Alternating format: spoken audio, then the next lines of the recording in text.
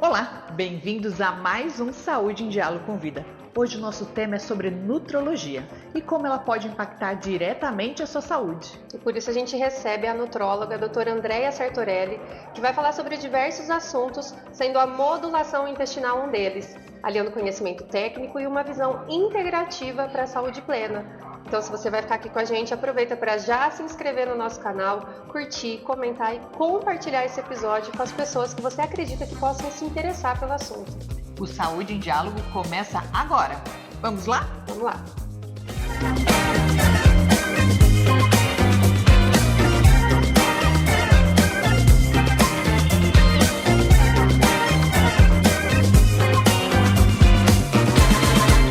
Doutora Andrea, obrigada por ter aceito o nosso convite. Obrigada. Para falar desse tema, a gente está cheio de dúvida aqui sobre nutrologia, mas antes da gente começar o nosso papo sobre esse assunto tão interessante, eu queria que você me falasse quem é Andrea Sartorelli. Eu sou médica, sou nutróloga, né, e eu trabalho muito com essa parte de medicina do estilo de vida. Então, essa é a visão funcional integrativa, né, onde a gente tem uma abordagem diferente do que da medicina convencional. A gente tem o foco não é na doença, mas no que aquilo que causa a doença, né?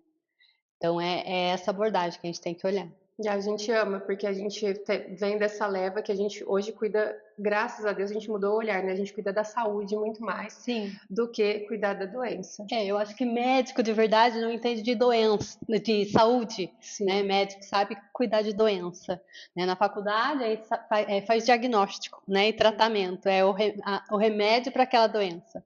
Né, mas o que a gente faz para que essa pessoa não adoeça, né? Que eu acho que esse é o principal, né? Aí tu não sabe fazer. Então, o grande mal que a gente vê, os exames estão normais, você volta ano que vem, né? Quando você ficar doente, você volta, né? É isso. Mas o que eu faço, né? Se eu estou cheio de sintomas, tem um monte de coisas que eu não estou bem, né? O que eu faço? Não tem nada para fazer, né? Então, eu acho que é esse olhar, para não deixar a pessoa realmente adoecer, né? É o olhar preventivo, Exatamente. né? Que bacana. E, doutora, eu tenho certeza que as pessoas têm muita dúvida entre a diferença entre a nutróloga e o nutricionista. E qual é essa diferença? Muito comum, né? Então, o nutrólogo é médico, né? Então, ele fez faculdade de medicina e uma especialização que é a nutrologia. Então, ele vai também diagnosticar doenças relacionadas tanto com hábitos de vida, quanto alterações alimentares, distúrbios alimentares, doenças, daí entra obesidade, diabetes, né? Hipertensão. Então, tudo que está relacionado com a parte de alimentação, então, anemias, né? Então, tudo envolve o nutrólogo.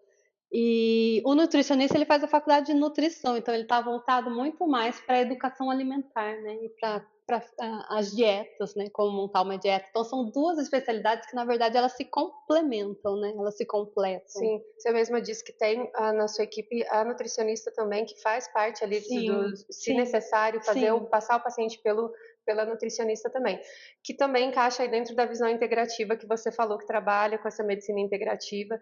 Então, eu queria saber um pouquinho de como funciona e como que ela complementa essa medicina convencional que a gente sempre teve contato. A integrativa, eu falo que, assim, hoje existe hoje virou todo mundo integrativo, né? Virou modinha.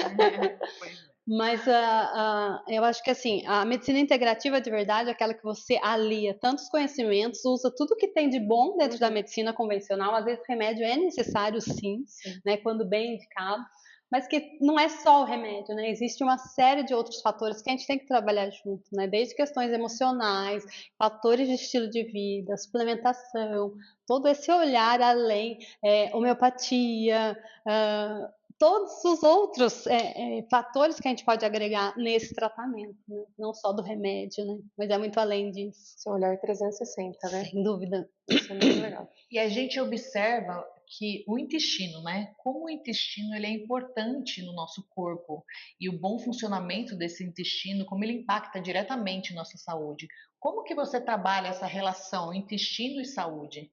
Intestino é a base de tudo, é onde tudo começa. Porque o intestino é o contato que a gente tem com o meio externo.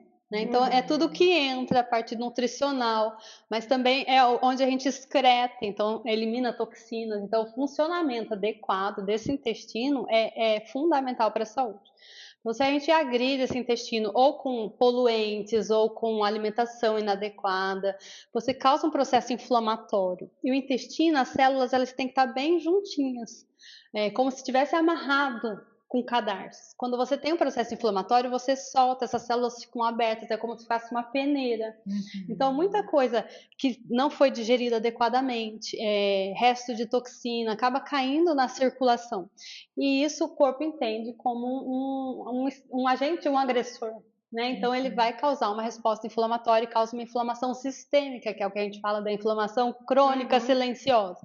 E essa inflamação, ela é a base para todas as doenças. Então, as mucosas, elas se comunicam entre si. Então, mucosa do intestino, mucosa nasal, mucosa pulmonar. Então, as rinites, sinusites, otites, a bronquite, a asma, tem muito a ver também com a inflamação.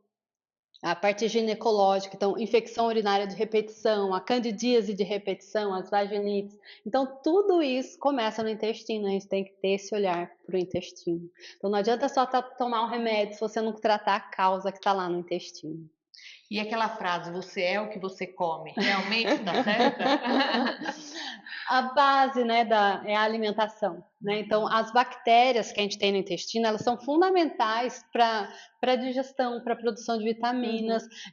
Eu falo que a gente tem mais bactérias do que células no nosso corpo. Tem um livro até que fala que é 10% humano. A gente tem muito mais bactérias. E a gente se troca, é uma troca com essas bactérias.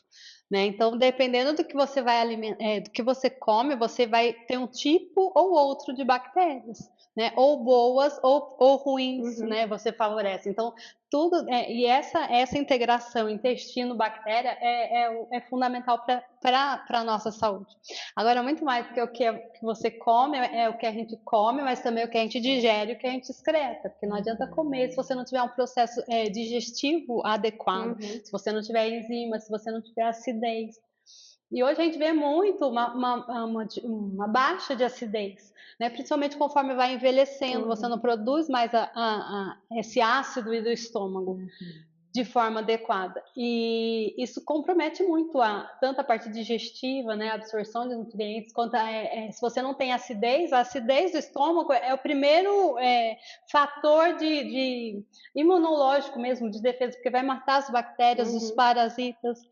Então, tudo depende dessa acidez do intestino. É por isso que a pessoa mais velha, às vezes ela fica mais, não aguento mais comer carne, principalmente, come um pedacinho menor, ou às vezes para de comer por causa da falta de acidez. O estresse, ele interfere muito, né? Então, corrigir esse pH de estômago é muito importante. Às vezes, só de colocar um pouquinho de água com limão espremido antes das refeições. Por isso que fala-se tanto nisso, né? Da água com limão é muito importante, porque você vai colocar acidez, ou então comer um pedaço de abacaxi, uma fatia de mamão é interessante, um kiwi, que tem enzimas digestivas. Já gostei das dicas, porque daí vai facilitar a digestão e você vai ter menos mal-estar. Sim.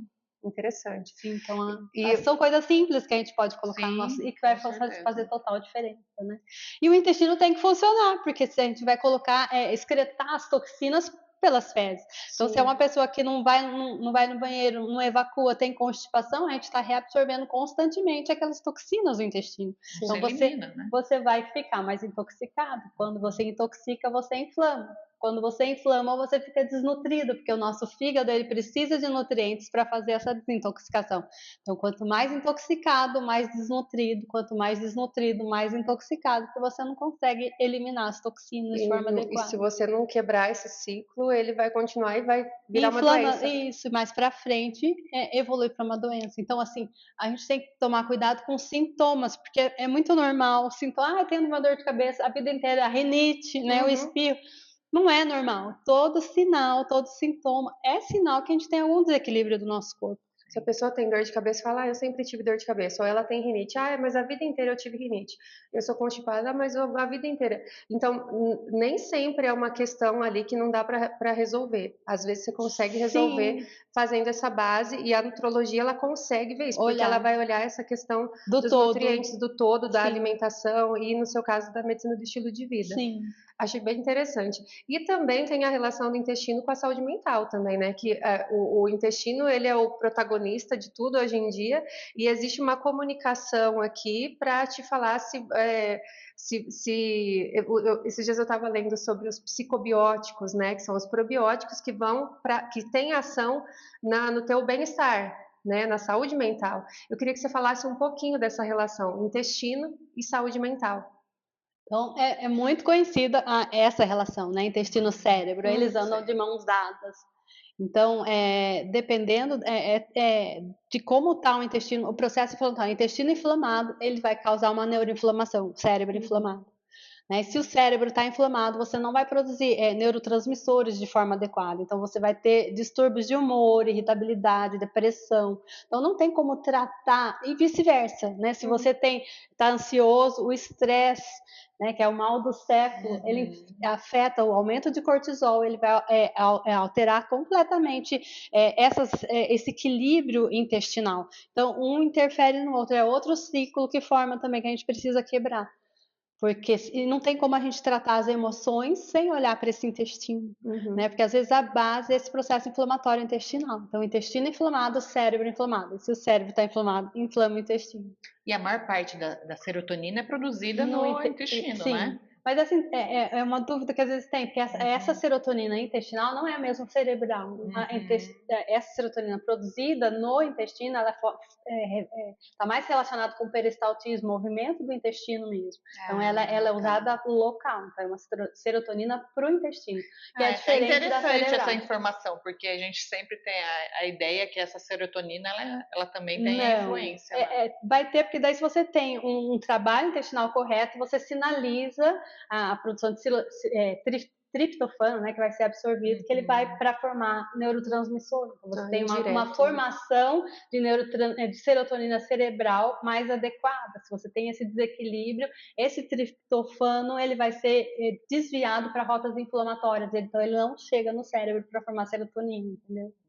Então, ele atua de forma indireta. Se você produz serotonina suficiente no intestino, seu intestino vai funcionar, você vai ficar feliz. Mas não é porque essa serotonina está indo lá no cérebro. Mas você vai ficar feliz porque foi no banheiro, né? Mas o ciclo vai funcionar muito melhor. Vai funcionar muito melhor. Vai ficar em equilíbrio. E aquele do intestino, se você fica o intestino preso, fulano está enfesado, né? Sim. Por quê? Porque muda o humor, muda o comportamento, né? Porque muda toda a síntese de neurotransmissor. Então, trabalhar a saúde intestinal. Tudo conectado. Depressão, ansiedade, não tem como não olhar para o intestino. E como que a gente sabe que nosso intestino está saudável? Dicas, doutora. Precisamos de dicas. Todo mundo para avaliar em casa. Inclusive, se tiver dicas aí, a gente gosta também. Primeira coisa, esse intestino tem que funcionar todo dia. Todo dia tem que funcionar. O ideal eventualmente um dia ou outro não foi, ok. Mas assim, o ideal é que se você está comendo, você tem que estar eliminando. Então, o certo, o correto é ir no banheiro todos os dias. Você não pode ter excesso de gases, né? Então, ficar estufado. Porque se você está com muitos gases, geralmente é porque está fermentando. Você não está conseguindo digerir esses alimentos de forma adequada e as bactérias intestinais então vão tentar fazer esse papel. Então, vai formar gases. Né? Então, cheiro, né? As fezes ou os gases mal cheirosos, isso também não é normal. Né? Então, as fezes, os gases não é para ter cheiro. Então, vai no banheiro, até o vizinho reclama, né? Tem muita gente. Então, isso fala muito a favor de uma dificuldade de digestão de proteínas, principalmente. Porque daí você tem um aumento de bactérias que chamam putrecinas e cadaverinas, entendeu? E isso causa esse odor muito ruim nas fezes. Então, fezes com cheiro ruim, digestão tá ruim.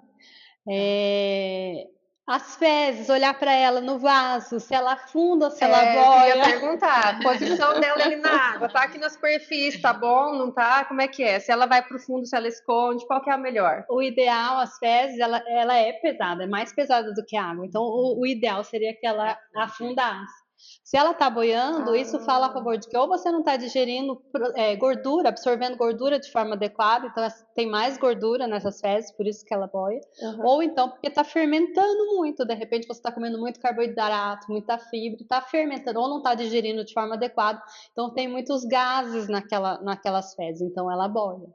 Então, ó, Então, fiz cocô todo dia, não tem um cheiro tão ruim, né? Porque, né, também daí sim, não dá pra ninguém cheirar se lavanda. arrota. Não dá pra cheirar lavanda.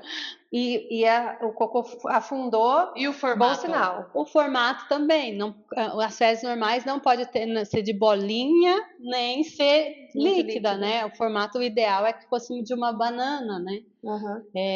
Não pode ter arrotos também, né? Sentar, comer ou ficar empachado, vai comer um boi, né? Então tudo isso fala que a saúde intestinal não está adequada, né? A coloração também é importante. O marrom, né? O castanho, né?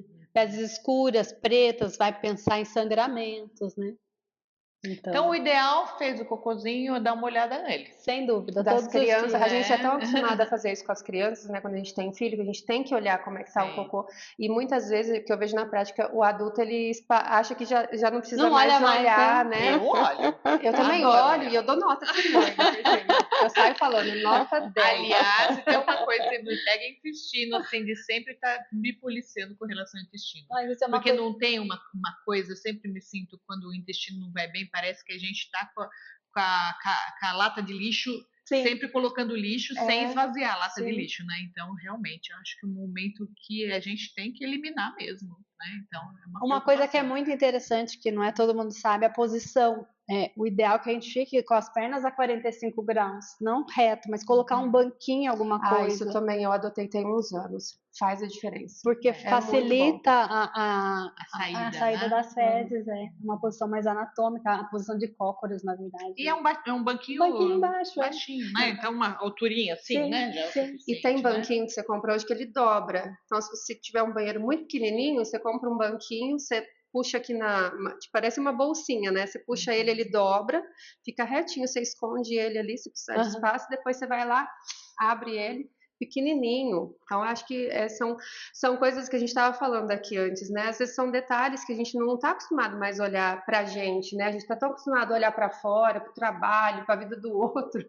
A gente tem que ter esse olhar para se cuidar, né? Cuidar do nosso organismo, para que a gente possa render mais, para a gente possa render na vida, no trabalho, né? E você vê como as fezes é um indicador de muitas coisas, né? Que é de alertas, né? Então, a gente precisa realmente olhar para elas, porque isso está sendo indicadores que sua saúde não está indo bem, né? E assim, aprender a se auto-observar. Que ninguém mais, né, se olha. Então, senti mal, distendi. O que eu comi, né? O que tem na minha alimentação? O que eu fiz de diferente?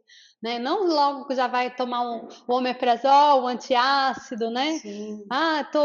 Não, o que eu comi? O que aconteceu no meu dia que desencadeou isso? Então, tentar olhar para esses sintomas, né? Isso é importante. Você falou do omeprazol, eu lembrei disso também, né? Porque tem omeprazol, tem uma galera que toma omeprazol todo dia para tudo, né? Sim. Aí interfere toda na digestão, também a acidez do estômago, Sim, vai virando uma bola de neve, né? Na grande maioria, o que acontece? 90% a gente tem, na verdade, a falta de ácido, não uma hiperacidez. Porque o estômago, ele tem um ambiente que é para ser ácido, então o pH do estômago, para que ocorra a digestão, tem que ser 2, bem baixinho. Então, para essa válvula que a gente tem do esôfago entre o estômago, para ela fechar, aqui tem que estar ácido. Se você não tem acidez suficiente, essa válvula não fecha, então você tem refluxo. Então você vai ter queimação, não porque você não tem o pH adequado, o pH tá alto. Então você toma o omeprazol e daí você abaixa mais o pH. Então essa comida ela continua voltando, só que daí ela não te incomoda porque o pH não está agredindo mais, mas você continua tendo refluxo sem saber agora, entendeu? Então você não está tratando a causa, você está só tirando o sintoma, mas o problema continua. E o que acontece isso? Porque a longo prazo, se você não tem um pH adequado, você não tem acidez, você não vai fazer digestão, você não vai digerir proteína de forma adequada. E você depende de acidez para absorver zinco, para absorver ferro, vitamina B12. Então você tem um distúrbio nutricional muito grande no uso contínuo desses inibidores da bomba de próton, né? E do omeprazol, desses remédios antiácidos. Então, é muito importante. Então, aumento de risco de pólipos, de demência, está muito associado. Então, eventualmente, pontualmente, pode ser usado, mas não deve ser usado da rotina. A gente vê isso muito em idoso, né? Polifármaco, sempre tem um omeprazol. Aliás, o índice de pessoas que usam omeprazol é altíssimo. né? Sempre tá lá, né? Eu acho como protetor do estômago. Sim, mas na não verdade é um grande vilão para a saúde, né? Sim, tem que ser usado com parcimônia, com indicação pontualmente. E lá você atende paciente que usa muito omeprazol e você faz essa desprescrição? O desmame tem que fazer. É maravilhoso isso, E né? assim, então a outra coisa que causa a dor de estômago, às vezes não é que é a hiperacidez, é uma falta de muco, a proteção do estômago, né? Então o paciente estressado, tem várias causas que pode causar uma alteração desse muco do estômago. Então daí esse ácido que tá ali normal, ele machuca. Então você tem às vezes que não tirar o ácido, mas melhorar essa proteção do estômago, né? Então a aloe vera, a babosa é interessante nesses casos. E daí você dá em cápsulas? Não, pode tomar líquido, né? Líquido também. A gente fica se automedicando o tempo todo, né? É impressionante. Vai lá, o omeprazol tá lá, como se fosse na realidade, porque nós somos sempre muito imediatistas, né? Então, o que é mais rápido, você vai lá, e o que tá mais na mão, você vai lá e... uma enxaqueca. Muitas vezes enxaqueca é causada por falta de água, desidratação. Eu também vejo a mesma coisa. A primeira coisa que eu falo, tá com dor de cabeça, toma água. Ao invés de tomar um remédio, toma lá meio litro da água. A pessoa vai lá e já toma a Novalgina, toma, né, um analgésico, né, e você não tá resolvendo o problema, né? Às vezes é água. Uma pitadinha de sal eu gosto muito também, porque assim, o nosso plasma, ele é muito parecido com a água do mar. Então, quando você põe um pouquinho de água, você está repondo minerais também, ele fica mais hidratante. Tanto é que você vai no hospital, você toma o quê? Soro fisiológico, que entendeu? Tem sal e açúcar. Né? Entendeu? Então, você colocar uma pitadinha de sal na água é interessante. Legal. Muito bom. Agora a gente falou de auto-observação, né? Agora, a gente observar nossos cheiros, né? Isso também é um indicador. Também que nossa saúde também não vai bem, né? Todo cheiro é um sinal de desequilíbrio, né? Que cheiro? Fala desses cheiros. CC, mau hálito. Chulé, né? Porque quem vai fazer a desintoxicação é o nosso fígado, né? Então, quando ele não dá conta, às vezes, de desintoxicar, vai para a pele, né? A gente, através o suor é uma fonte também de eliminar toxinas. Né? Então, aquela pessoa que fuma, você sente aquele cheiro de nicotina. Se tomou um remédio forte, exala na pele, né? Então, os cheiros é sinal de desequilíbrio, ou que você tem um desequilíbrio na tua microbiota, nas bactérias, ou da boca, ou da pele, né? Ou você tem uma sobrecarga hepática, um excesso de toxinas no corpo, né? Um excesso de inflamação. Então, o CC muito forte, ele pode ser indicador de que... desintoxicar, olhar para esse que provavelmente você está intoxicado. Beber mais água, hoje ninguém bebe água, né, para desintoxicar a gente precisa de água, todas as reações metabólicas acontecem, precisa de água, né? Então, Quando eu observo o CC, então agora até uma dúvida, numa criança, vamos supor, no adolescente, nem adolescente, vamos supor, meu filho de 11 anos, que já começa a ter... Às vezes, no começo, porque você tem uma produção aumentada de hormônio nessa fase de puberdade, às vezes até tem, né? Um desequilíbrio hormonal, Mas assim, ingestão de água, beber bastante água, é fundamental, né? Porque normalmente depois, olhar para essa parte, como são os hábitos de vida, é importante, né? Alimentação, provavelmente pode ser um sinal de inflamação, né?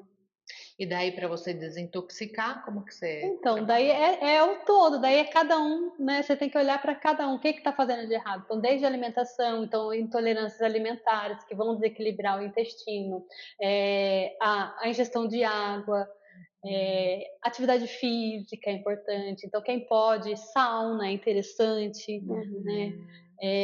Transpirar, então, atividade física que você vai suar. Né? Então, tudo que te faça... e a água, né? Fazer bastante xixi, o intestino funcionar adequadamente.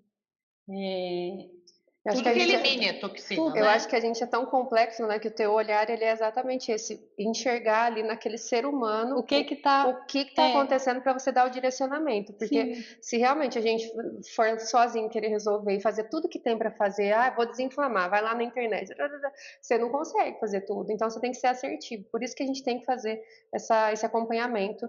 E eu queria perguntar para você sobre isso. Você falou dos maus cheiros, que pode estar relacionado à sobrecarga hepática, quer dizer, aquele fígado trabalhando loucamente para desintoxicar o corpo. Tem mais algum sinal e sintoma dessa sobrecarga que a gente pode falar? Então, o fígado assim, Vários sintomas.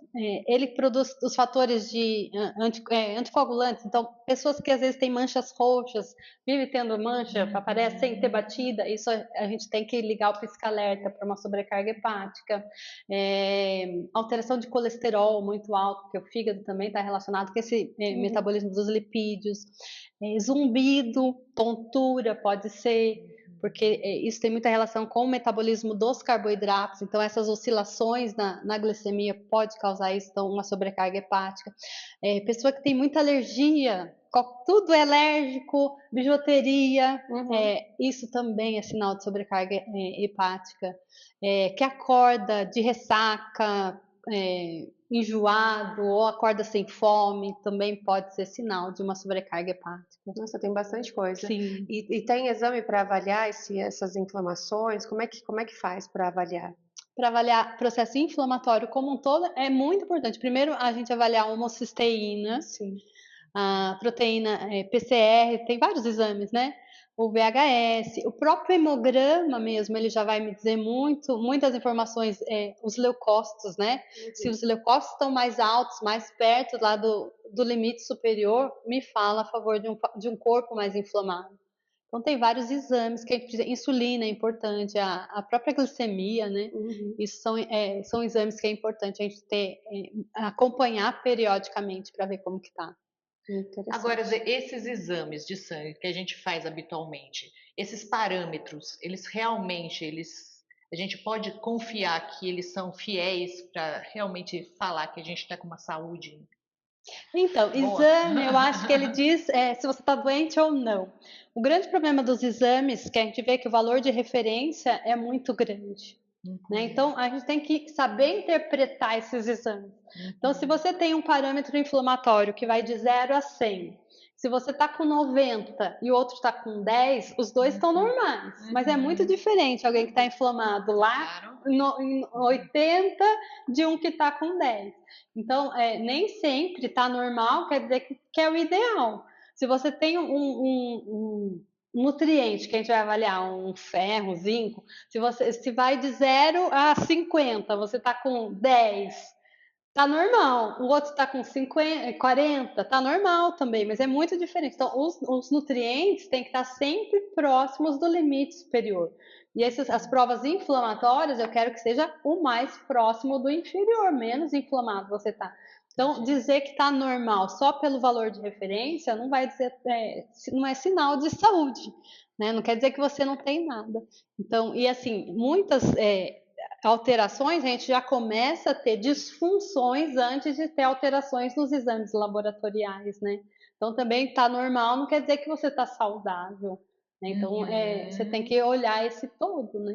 E é interessante isso você falar, porque às vezes a gente vai fazer exame de sangue e fala, nossa, tá tudo normal. Né? Tô cheia de sintoma. E daí, mas eu fui no médico convencional. Não, mas tá tudo ótimo. E tá daí tudo vai para normal. onde? Vai pro psiquiatra, porque isso daí é problema da sua cabeça.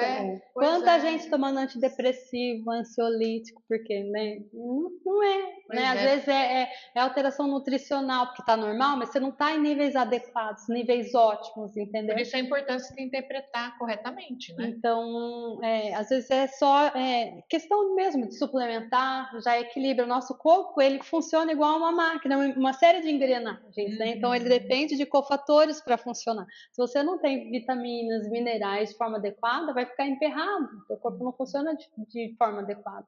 E você vai ter sintomas. E tem até algumas referências que às vezes são até contraditórias, né? Vamos por vitamina D, vitamina B12, que às vezes se preconiza que o correto é tanto no exame de sangue, mas em algumas linhas se pede ainda uma quantidade ainda maior. Eu acho que assim, tudo é uma questão de bom senso. Tem que tomar cuidado com todas as linhas, né, que olha, mas assim, dentro do valor de referência, porque assim, o valor da referência, qual é o problema? Não é de pessoas saudáveis. Entra tudo, saudáveis, doentes, né? É uma estatística. Né? Então não quer dizer, esse valor de referência não quer dizer saúde, né? E também, assim, doses muito elevadas, tem que tomar cuidado, né? Porque com que a gente vê também outras barbaridades por Outro aí, né? extremo também. Eu acho que nem também não pode. problemático. Então, dentro do normal, níveis ótimos, entendeu? Eu acho que é o ideal. Isso é muito sério, né? Às vezes o pessoal fala da vitamina D alta, né? Pode dar problema lá no seu osso, né?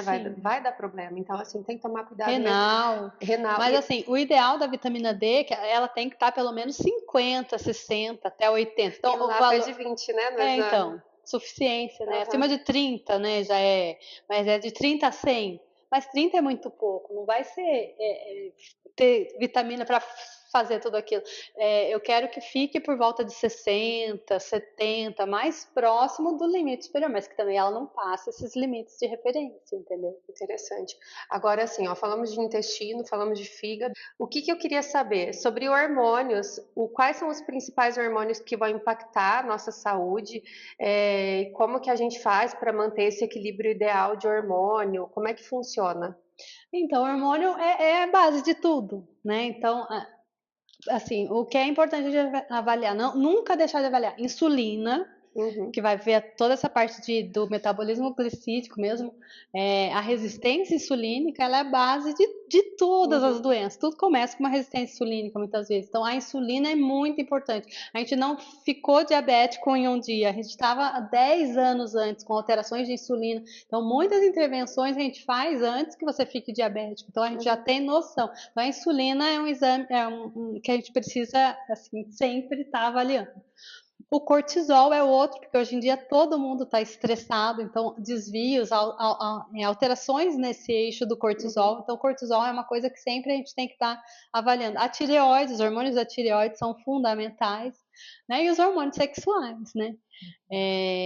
Principalmente a parte de estrógeno, progesterona, que a gente vê hoje em dia, muitos desequilíbrios nesse sentido, né? Bastante coisa. E o que é a predominância estrogênica e como que ela está afetando as mulheres? Então, quando a gente fala em hormônios femininos, hoje em dia a gente vive um mundo. A predominância estrogênica é uma coisa que é muito comum, né? Porque é o aumento de estrogênio e a falta de progesterona, né? Então, é o excesso de estrogênio.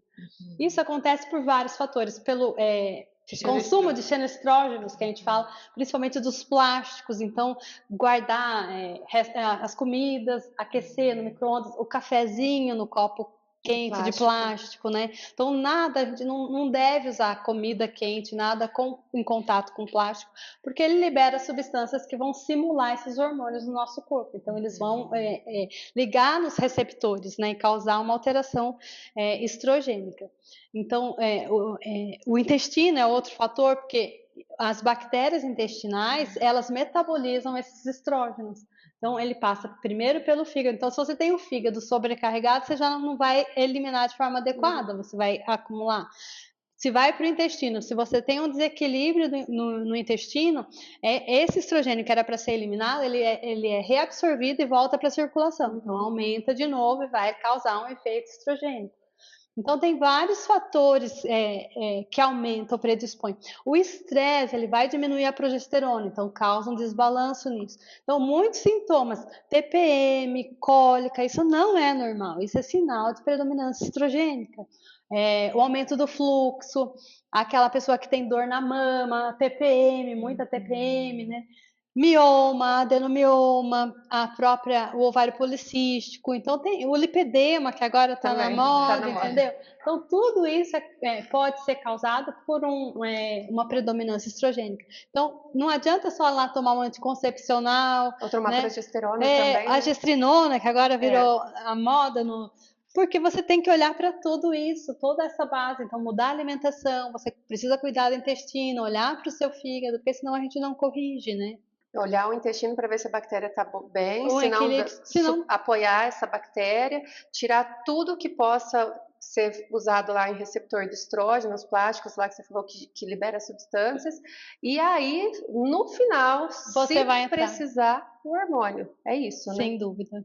Interessante, olha, tem muita coisa que dá para fazer antes da gente pensar, preciso repor hormônio, tem muita coisa que dá para fazer. De hormônio você falou, eu atendo muito paciente, às vezes jovem, que vem com testosterona muito baixa, e que vem para repor.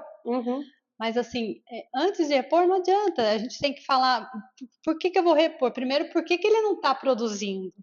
né? Então a gente vê assim muito jovem usando testosterona hoje em dia. Tá errado, é porque ele não tá produzindo, ou porque ele tá inflamado, né? Então você tem que ver o porquê e tratar. Quando a gente desinflama, a gente desintoxica, passa 2, 3 meses ele volta com a testosterona normal. Isso é muito comum, eu vejo muito no consultório, entendeu? Então não é. O índice tá alto de pessoas com testosterona. Por causa da inflamação, tá todo mundo inflamado, todo mundo intoxicado, tá todo mundo estressado, e é isso que vai impedir, né? Desvia o eixo, né? Então você não vai produzir nem progesterona, você não vai produzir, você precisa primeiro modular esse estresse, né? Que é isso que está causando. Então você não adianta repor. Às vezes até para dar uma melhora, assim, mas se você não tratar a base, você não vai corrigir. Só fica tampando o sol com a peneira, né? Sim. Você coloca o hormônio, mas sempre você tá. Nunca vai resolver. Sim, com certeza. A gente tem muita coisa para fazer, né? E precisa desse olhar, né? Integral ali no corpo para entender o que está acontecendo e por isso, né, que a gente sempre fala aqui no Saúde em Diálogo, como a gente tem que saber onde buscar informação, né? Eu falo assim que a gente precisa entender que nosso corpo, nada acontece de forma isolada, é tudo interligado. Então, um problema da tireoide não é só ele, você tem que olhar para a parte nutricional, você tem que ver como está a sua digestão, como está o fígado, porque quem converte os hormônios da tireoide é o fígado. Então, se você tem uma alteração hormonal, não adianta só tomar o hormônio, você precisa dar o suporte para esse fígado, você precisa desinflamar, porque tá tudo interligado, nada acontece de forma isolada. Então eu falo que nosso corpo a gente tem que pensar como se fosse uma árvore, né? Então as doenças são aqui os frutos. Então você tem a pressão alta, o diabetes, o problema da tireoide, o câncer, né, a enxaqueca. Então são vários problemas. E o que a gente faz quando a gente vai na medicina convencional? A gente toma o remédio da pressão, o remédio da tireoide, mas o que está causando? Quais são as raízes? São os processos inflamatórios, são as disfunções hormonais, as carências nutricionais, a inflamação, que é isso tudo que está causando. Então, se eu vou lá dar um remédio, eu tiro aquele sintoma. É como se eu tivesse cortado aquele galho, entendeu? Mas o que acontece se a gente corta o galho da árvore? Cresce outro. Então, onde eu tenho... Então, o que acontece? A gente tratou a pressão, amanhã eu vou ter diabetes, depois eu vou ter um problema. Você continua colecionando sintomas e outras doenças porque a base você não está tratando. Exatamente. Quando a gente trata a base, quando você desinflama, desintoxica, se você corta essa raiz, todo o resto desaparece, né? Então, você trata tudo de uma forma... independentemente da doença, a gente tem que olhar para essa base e cuidar dessa base. O quanto seria lindo se todos tivessem essa visão. Então, não é? Porque quando você vê, principalmente você vai numa geriatria ou vê um pessoal de mais idade, você vê aquelas caixas. Às vezes eu vejo paciente com remédio assim, uma folha. Eu falei, gente, você não precisa nem almoçar, como que vai comer, né? De tanto remédio. E é cada vez mais comum. Né? E a gente vai tendo... Eu falo assim, que a gente precisa... ter muita atenção e cuidado. Quando a gente tem um sintoma, uma doença, é uma luzinha que acendeu no painel do carro. Né? Então, se a gente vai... o que a gente leva? Leva o carro no mecânico para corrigir. Mas o que a gente faz com o nosso corpo? Não, a gente vai tomar um remédio. Então, o remédio é como se a gente tivesse ato fusível, apagou aquela luzinha. Né? Então, ela parou de te incomodar, você não está vendo, mas o problema está ali ainda, entendeu? Sim. Então, não olhar para o remédio às vezes é necessário sim, mas você precisa ver realmente essa causa, né? O que está causando por trás disso. Que lindo que é esse olhar, né? Esse olhar é divino, né? Poder ter a oportunidade de ter pessoas hoje que trabalham com esse olhar é muito bom, né? Porque a gente consegue ajudar mais gente. E aí, para finalizar essa conversa, porque foi muito boa, a gente tirou, eu tenho certeza que as pessoas estão tirando vários insights, várias coisas práticas para o dia, né? Porque a nossa proposta aqui no Saúde em Diálogo trazer pessoas que tragam a verdade, que falem de coisa séria, mas que também possam ajudar ali quem está em casa a procurar ajuda, saber o que é certo, o que não é. E para fechar, doutora Andréia, eu queria que você deixasse uma dica de ouro. Aquilo assim, se você pudesse escolher uma coisa para deixar para a pessoa que está assistindo, para ela poder mudar, né? Para ela ter esse olhar para cuidar da saúde, enfim, o que você falaria como dica de ouro? A primeira coisa, cuide da sua saúde intestinal. Então, alimente-se, né? Coma comida de verdade, né? Diminua as farinhas brancas, farinhas refinadas, o consumo de açúcar, né? Coma comida de verdade. Descasque mais e desembale menos, né? Tire produtos industrializados. Então, o primeiro passo é mude a sua alimentação, né? O segundo, eu acho que seria durma cedo, porque o sono é assim, um dos grandes pilares, né? Então, quando a gente dorme, diminua o uso de telas antes de dormir, porque isso atrapalha muito a qualidade do sono, diminui a produção de melatonina. Então, durma até 10, 11 horas é o ideal, né? E dormir cedo, jante cedo, porque também à noite a capacidade digestiva fica prejudicada, então o jantar o mais cedo possível. Eu acho que seria isso. Alimentação e o sono. E atividade física, né? Atividade física, diminuir produtos industrializados e dormir cedo. Acho que são os 3. Beber água. Fazendo isso, com certeza, as doenças iam diminuir. Eu acho que se fizer só isso, acho que em 30 dias você tem uma grande assim, mudança na sua vida. Com certeza. E que bom, né? Que bom que a gente pode ter essa luz aí com pessoas de peso que possam falar sobre isso. Doutora André, eu amei a conversa, eu já falei, vou repetir, que bom que a gente tem um profissional que pode trazer essas verdades, que pode trazer essas informações e que vai muito além desse olhar do medicamento, da doença, né? Que pode ver saúde mental, né? O bem-estar, não é só, quero diminuir uma queixa ali que é dor de cabeça, não, vai muito além, né? Quando você muda o estilo de vida, você consegue trazer muito mais benefício para uma pessoa que vai além daquela queixa dela. Eu falo que a gente tá assim, adoecendo por causa dos nossos hábitos que estão errados, né? Essa vida louca é o que a gente estava falando no começo. Muito das doenças é por causa do nosso estilo. A gente quebrou muito os nossos relógios biológicos, né?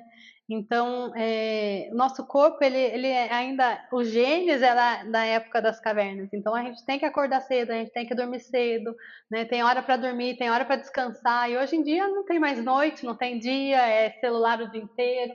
Então, isso vai causando um desequilíbrio na nossa fisiologia, né? E vai dando sintomas, e a gente vai deixando quando a gente vê, a gente já está doente, né? Então, voltar mesmo pro resgatar. Andar descalço, pisar na terra. Resgatar o que é simples. Parar de fazer churrasco no fim de semana, ficar bebendo, comendo sentado o dia inteiro e vai fazer caminhada, vai fazer piquenique, vai conversar sobre assuntos diversos, não é assim?